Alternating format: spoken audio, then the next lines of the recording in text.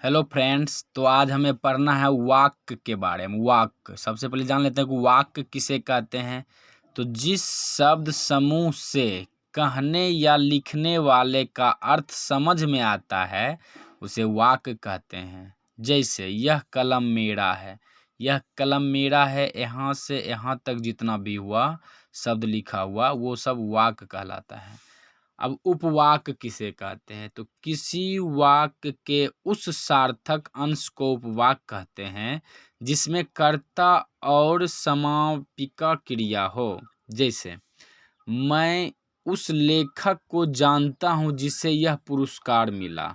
मतलब कौन पुरस्कार मिला ये भी उसको पता है, लेकिन वो बता नहीं रहा पुरस्कार का नाम, सिर्फ लिख बोला है कि मैं उस लेखक को जानता हूँ जो जिसे यह पुरस्कार मिला है, इसलिए यह हो जाएगा उपवाक्य।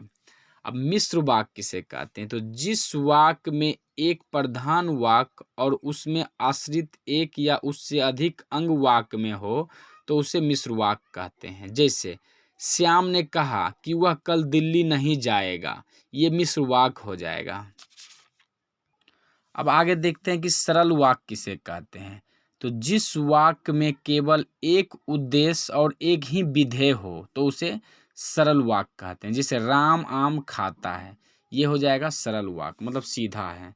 संयुक्त वाक्य किसे कहते हैं। तो जिस वाक्य में दो या दो से अधिक सरल या मिश्र वाक्य हो तो उसे संयुक्त वाक्य कहते हैं। जैसे राम अच्छा है और श्याम नटखट है, ये हो जाएगा संयुक्त वाक्य।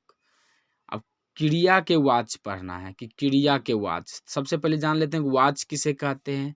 तो क्रिया वाच्य किसे कहते हैं होगा वाक्य क्रिया का रूप कर्ता कर्म या भाव के अनुसार बदलता है, इस परिवर्तन को वाच्य कहते हैं।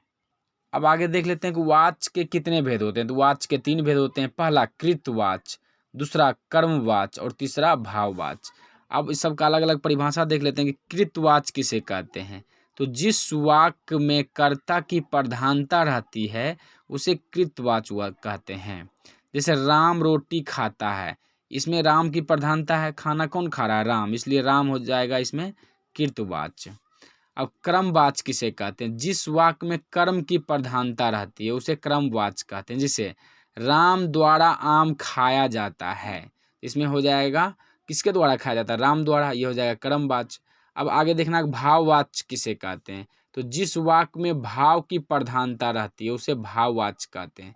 जैसे मोहन से चला भी नहीं जाता है, तो यहाँ चलना हो जाएगा भाववाच्य। अब नोट दे के नीचे में समझ लेना है कि कृतवाच्य में क्रिया सकर्मक होती है, मतलब जिसका अर्थ निकलता हो, और अकर्मक दोनों होती है, मतलब अर्थ भी निकल सकता है और नहीं भी निकल सकता है, वो हो जाएगा कृतवाच्य। और क्रमवाच्य में क्रिया सकर्मक होती है, मतलब जिसमें सिर्फ अर्थ निकलना चाहिए, वो हो जाएगा क्रमवाच्य। और भाववाच्य में अकर्मक होती है, इसका कोई अर्थ भी नहीं निकले तो वो हो जाएगा भाववाच्य। Thank you.